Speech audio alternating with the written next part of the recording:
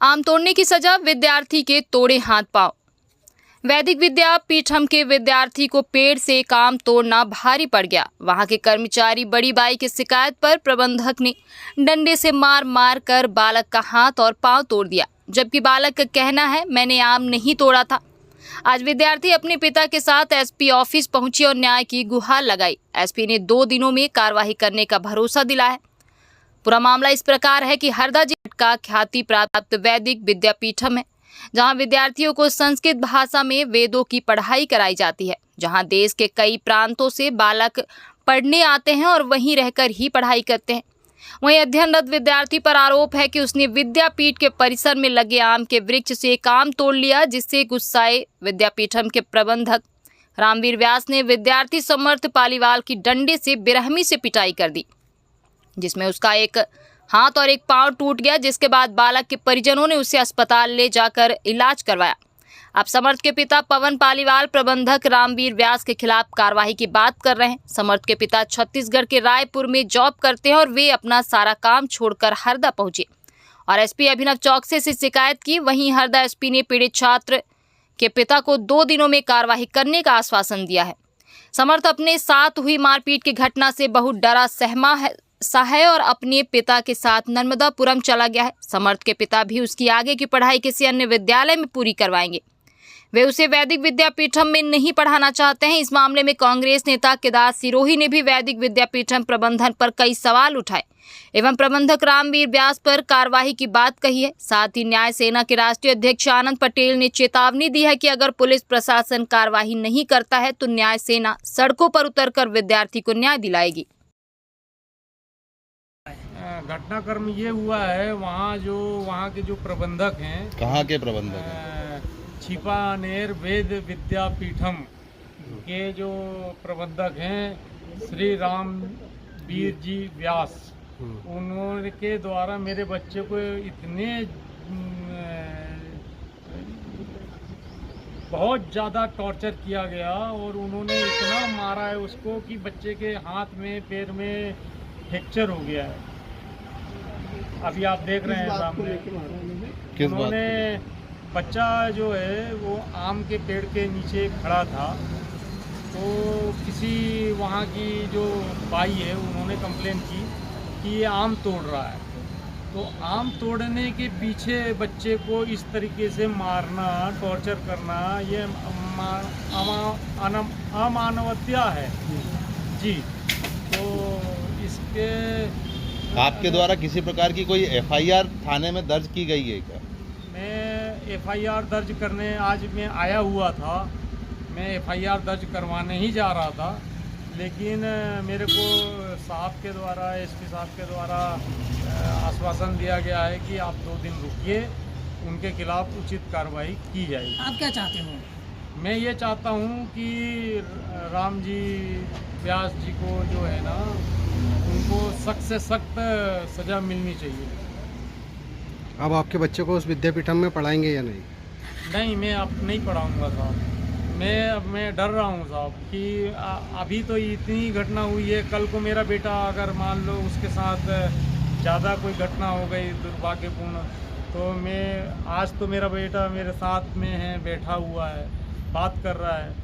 कल को अगर नहीं रहेगा तो मेरे पास क्या बचेगा सर? कुछ भी नहीं बचेगा। 2 दिन बाद क्या एफआईआर आप लॉन्च करेंगे? मैं अगर 2 दिन में एसपी साहब ने मेरी बात की सुनवाई नहीं हुई तो मैं न्याय के लिए लड़ूंगा सर। अब जो बच्चे जिनके पढ़ रहे हैं वहाँ, उनको और क्या सलाह देना चाहेंगे आप? वहाँ जो बच्चे पढ़ रहे हैं, उनके पेरेंट्स, जो बच्चे पढ़ रहे हैं उनको यही सलाह दूंगा कि उनके ऊपर भी अगर कोई कार्रवाई होती है या गलत बर्ताव होता है तो वो भी खुल के सामने आए। जैसे मैं आया हूँ सामने, वैसे वो लोग भी। जी, आपका नाम बताइए। समर्थ पालीवाल। कहाँ पढ़ते हो? वैदिक विद्यापीठम। हाँ, चिचोट में। क्या हुआ आपके साथ? क्या घटनाक्रम हुआ? हमें मारा गया डंडे से। किसने मारा और क्यों मारा? प्रबंधक जी ने मारा था, व्यास जी ने। मैंने आम तोड़े थे, इसलिए उन्होंने सिर्फ आम तोड़ने की घटना पर मुझे मारा। क्या हुआ? हाथ पे टूट गया आपके? हाँ, मैंने वास्तव में तो नहीं तोड़ा था। फिर किसने शिकायत करी थी? वहाँ पर एक है बाई, बड़ी बाई करके, तो उन्होंने व्यास जी को शिकायत करी थी। तो व्यास जी ने एक आचार्य को भेज के मुझे बुलाया था, और पहले तो एक दीवार थी उससे उधर फेंका, फिर घसीटते हुए बीच में ले जाके बहुत तेज मारा। किस चीज से मारा? डंडे से मारा था, बांस के मोटे से। पहले भी और आपके साथ कुछ ऐसा व्यवहार हुआ क्या, मारपीट? पहले तो नहीं हुआ है। मैं शिक्षक हूं और मैं आज 13-14 साल से शिक्षा का कार्य कर रहा हूं, और आज का आधुनिक दौर ये कहता है कि कभी आप किसी छात्र को छू भी नहीं सकते, आप उसको टच भी नहीं कर सकते। इस तरह से मारना तो बुरी बात है। और हरदा में जो वैदिक विद्यापीठम नाम का एक जो संस्थान चल रहा है, एक हिसाब से सूचनाएं तो ऐसी मिल रही है कि संस्कृत विद्यालय के नाम पे एक बहुत बड़ा धोखा भी है लोगों के साथ। और एक छात्र जिसने आम तोड़ लिए तो उसके हाथ पांव तोड़ दिए, मतलब इतनी नृशंस हरकत यहाँ पर हरदा जिले में हुई है। तो ये एक बड़ी हमारे हरदा के लिए एक बड़ा दंश है ये। और हरदा में इस तरह का घटनाक्रम हुआ, और ये तो मानवता को झकझोरने वाला कृत्य है। और बात यह है कि आरएसएस के प्रचारक के निर्देशन में चलने वाला संस्थान, वहाँ पर ऐसी घटना हो रही है, और यहाँ पर पुलिस प्रशासन जो है उस बच्चे को न्याय नहीं दे रहा है और एफआईआर नहीं लिख रहा है। ये सब चिंता का विषय है। हाल ही में हरदा के एक शिक्षण संस्थान जिसका नाम वैदिक विद्यापीठ है, नाम तो बड़ा संस्कारित लगता है, और नाम देखकर तो ऐसा लगता है कि यहाँ अनुशासन, मानवता और नैतिकता का पाठ पढ़ाया जाता होगा। पर दुर्भाग्य की बात है कि यहाँ एक छात्र सामर्थ्य पालीवाल ने शिक्षण संस्थान के काम के पेड़ से एक केरी तोड़ ली। उससे गुस्साए प्रबंधक रामवीर व्यास ने उस बच्चे के हाथ पैर तोड़ दिए।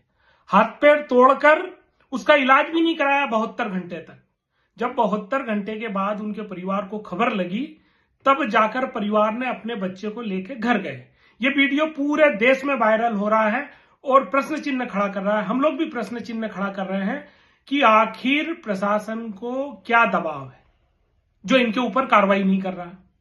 और जो विद्यापीठ है ये आरएसएस के लोग चला रहे हैं, तो क्या आरएसएस के लोग अब ये बताएंगे कि उनकी नैतिकता, मानवता और उनका जो आचरण है क्या यही सिखाता है? अगर उनमें थोड़ी सी भी गैरत है, थोड़ी भी शर्मिंदगी है या थोड़ी भी मानवीयता है, तो अब तक जो प्रबंधक है जिसने ये अत्याचार किया है उसके ऊपर कार्रवाई क्यों नहीं की? आज जो ये विद्यापीठ है ये एक तरीके से दबाव का गढ़ बनता जा रहा है। यहां पर मुख्यमंत्री का खुला संरक्षण है। आरएसएस के बड़े जो लोग हैं वो यहां पर आते हैं, इनको समर्थन देते हैं, और इसी चीज का ये फायदा उठाकर जो यहां के निरंजन शर्मा है वो एक तरीके से अपने आप को शासक की भूमिका में हरदा का देखते हैं। पूरा प्रशासन कंट्रोल कर रखा है, पॉलिटिकल बॉडीज को कंट्रोल कर रखा है, नियम और नीति अपनी तरीके से चलाते, जैसे लोकतंत्र में ये एक अपना छोटा राजतंत्र इन लोगों ने खड़ा कर लिया हो।